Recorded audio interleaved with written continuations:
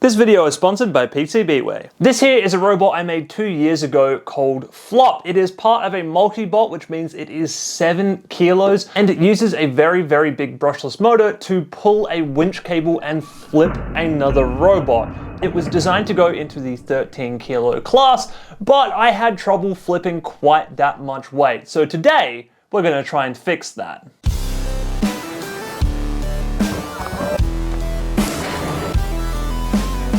And by today, I mean the last 2 years. I have been trying to fix this thing since I first built it by downscaling it into the hobby weight class, approximately 5 kilos, and making the motor stronger in comparison to the actual rest of the robot itself. Unfortunately, doing this, it was always right leading up to a Robot Havoc, which is the big event of the year for my local club, and each time I ran out of time. I also ran out of time really to film things, which means that I've got some bits and pieces of a little bit of welding here and a little bit of drilling there, but there's not really a lot else for the amount of work I'm about to show you that I have done. Which is here. Like I said, I did a lot of work off camera trying to get this robot done a couple of years in a row. And my mistake was, of course, that I didn't keep going with this after the first year. I kind of put it on the back burner, and then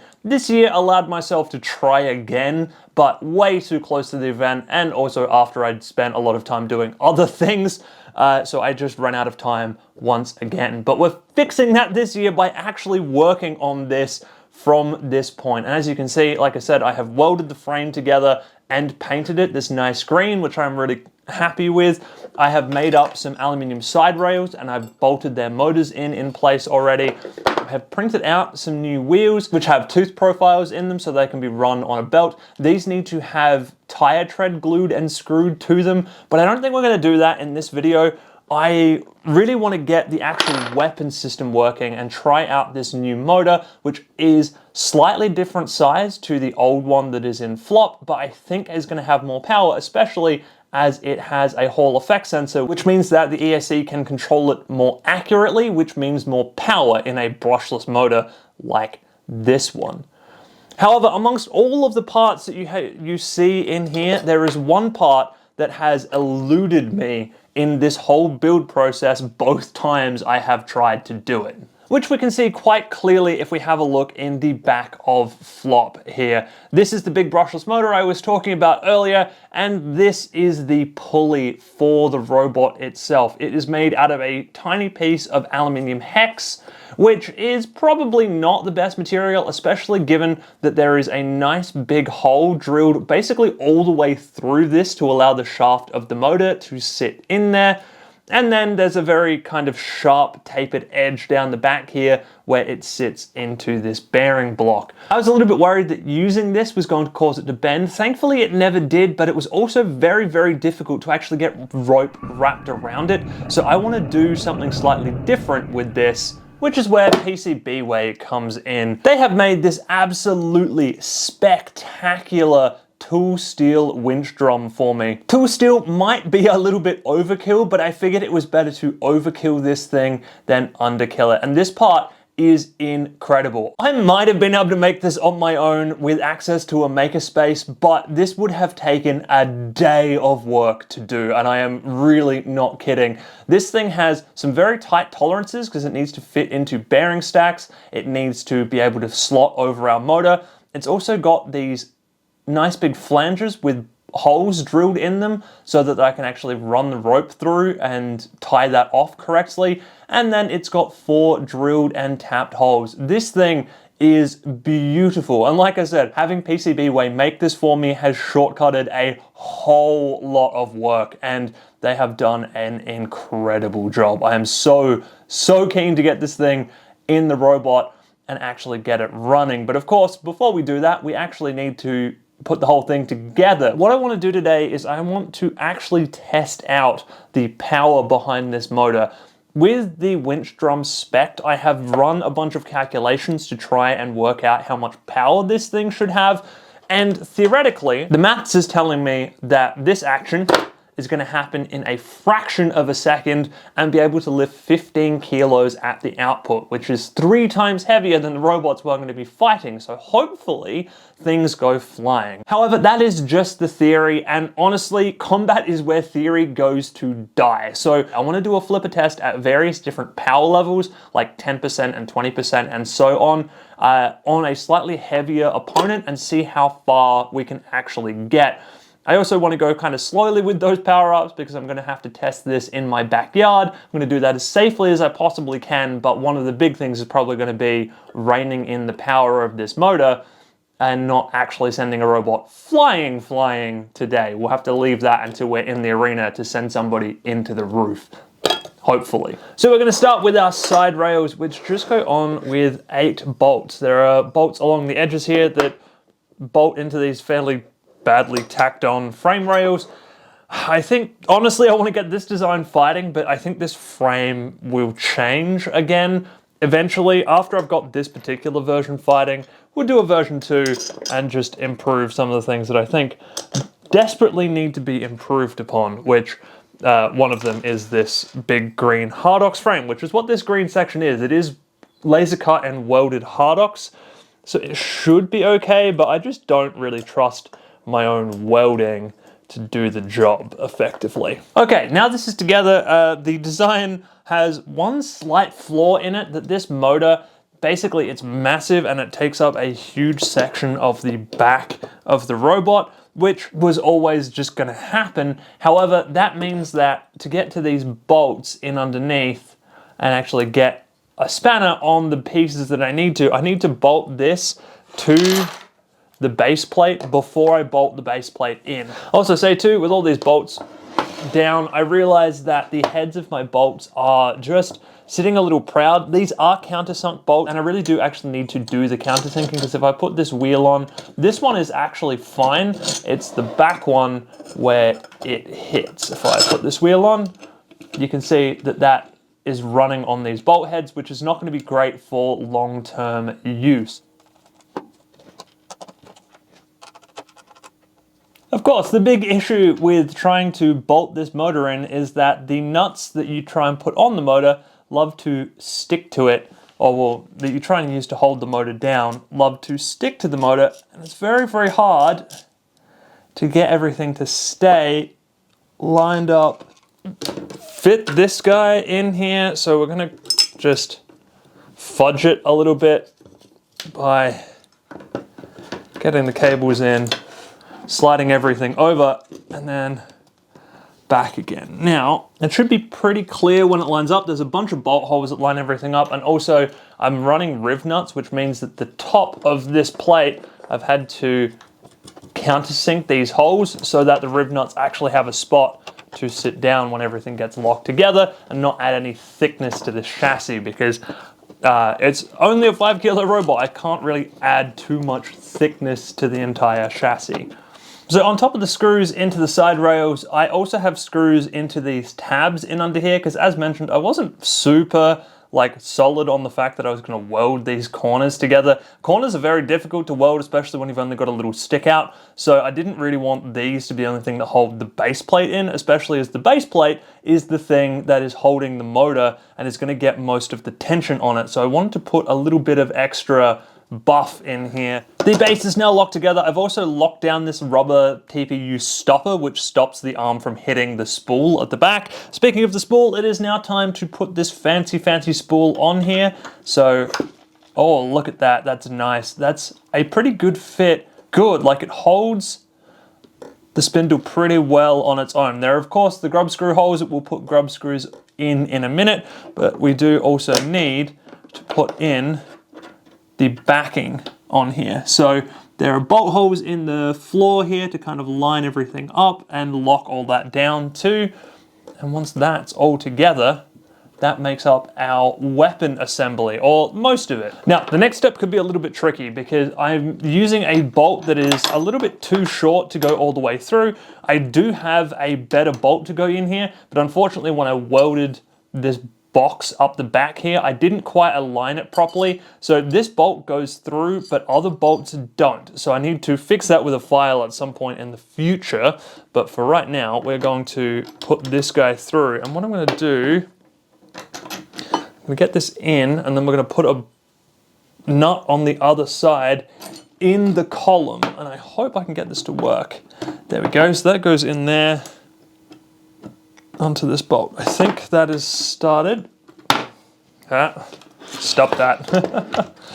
It apparently wants to turn the whole arm when I turn it, which is interesting.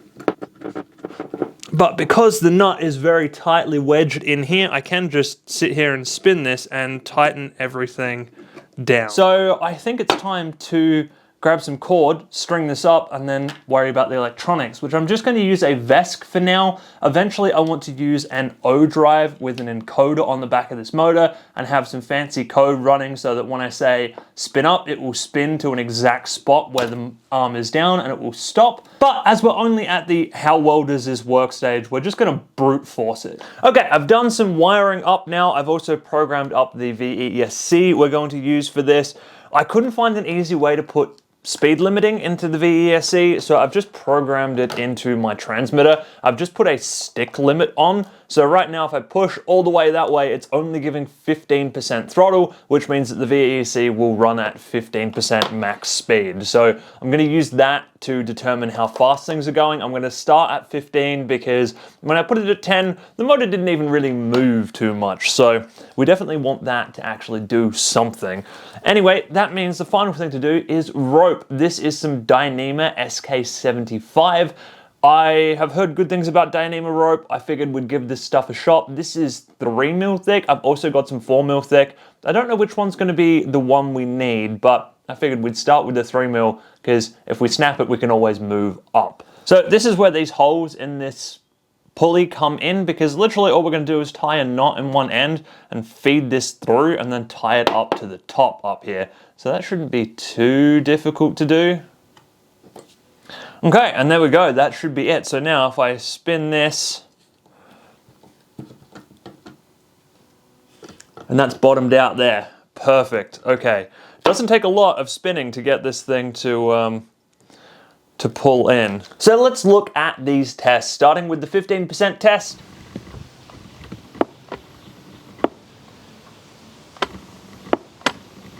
Which basically did nothing. So I immediately ramped up to 35%. 3, 2, 1.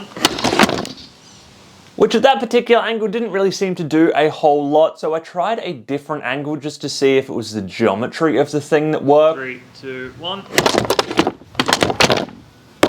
And it seemed to do okay there. We actually got a little bit of a pop. I was hoping for a bit more at 35%, but I would take it over the 15% test. So I figured it was time to kind of bump things up a little bit more and go for a 45% test. 3, 2, 1. Which I thought was actually better. So I ramped up again to 60%. 3, 2, 1. And unfortunately here, I now need to show you this. All three of those tests, the 35, the 45, and the 60%, all have the same level of flip. So I don't understand really how or why that's exactly what's happening. They're only really getting like a small pop on the actual chassis that we're trying to flip, which is a 6-kilo chunk of steel. So it should be exactly what this thing is designed to flip, and yet the ramp up in speed or duty cycle that I'm putting into the robot doesn't seem to be making a whole lot of difference, which is weird in a lot of ways. So, feeling a little bit disappointed with these results, I ramped up again to 80% and tried that. 3, 2, 1. And still we're not really seeing a whole lot. So I decided to try something that was a little bit lighter, this 1-kilo scoop toy. And that seemed to do something. At least it got the whole thing off the ground. However, it is 1 kilo, so it is a fifth of what this robot should be able to flip, and it's even not going that high. Like, I really wanted this thing to throw a robot into the roof in our arena, but this wouldn't even throw a 1 kilo, like, plastic toy into the roof, which is very disappointing. Yeah, so I did some other testing with the other chassis, and look, nothing really was too stand out in any of these tests. The other big unfortunate thing with all these tests is I filmed some slow-mo of the actual drum spooling up, and that just didn't really work very well. I thought having the two separated pieces of wood would mean that all of the vibration from this machine spooling up wouldn't affect the camera, but unfortunately it absolutely did.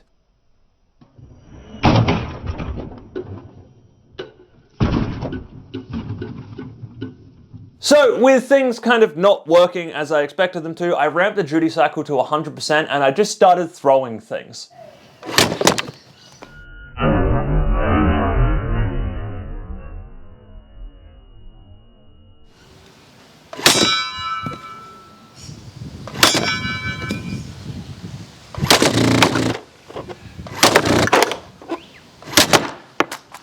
This was a whole lot of fun and I got some like good flips on things, but the things that I was throwing the furthest were the light things, the stuff that weighed like 600 grams, which is like a tenth of what I want this to be able to throw.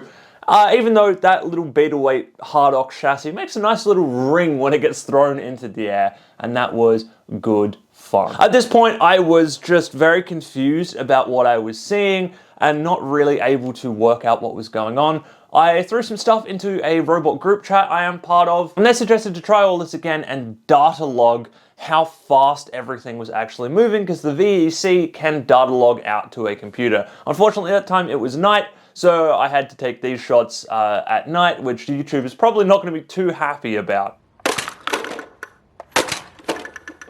The tests seemed pretty comparable, but one thing did stand out, or actually two things stood out. First of all, when I plot the data, I had a 50% test and a 100% duty cycle test, and this is actually working. The motor got up to less speed at the 50% test than it did at the 100% test. However, the 100% test only hit 7,000 ERPM, which for a motor like this should be more around 40,000 ERPM when the motor is up to full speed. Being it's a brushless motor, it's going to change its power output and performance based on how fast it is spinning. So that tells me that this whole system currently is not geared high enough. I need some more gearing in the whole system, because at the moment the motor is not able to reach its max, well, not able to reach a high enough speed for things to matter, because it seems as though the range we're in, which like at 50% we're running at about 35,000 ERPM,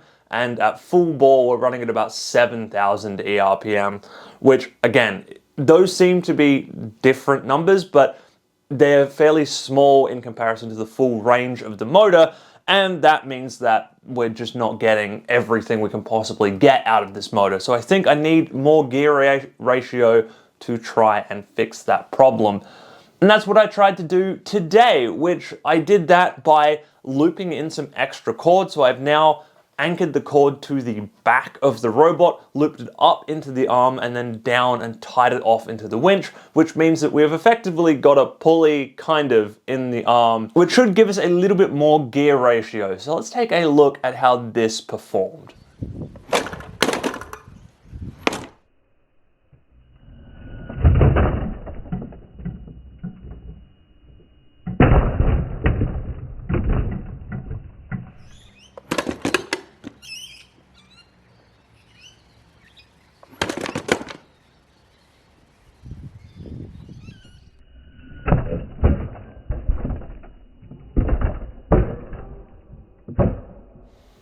So unfortunately, I can't really look at the actual flip distances here because the camera angle is different, the setup is different, too many things are different for a like side-by-side split screen comparison.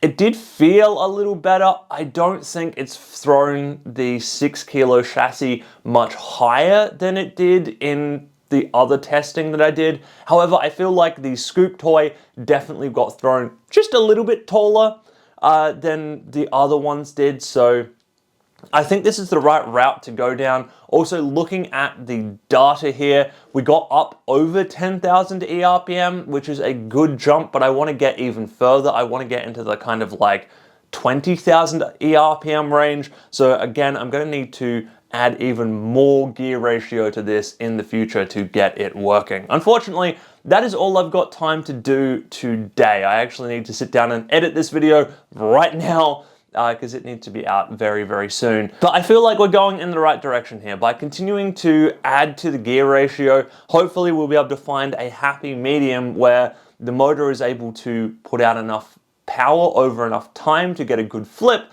but also those flips aren't so slow as to not be flips and more be lifts, because this setup as it is would work as a lifter right now.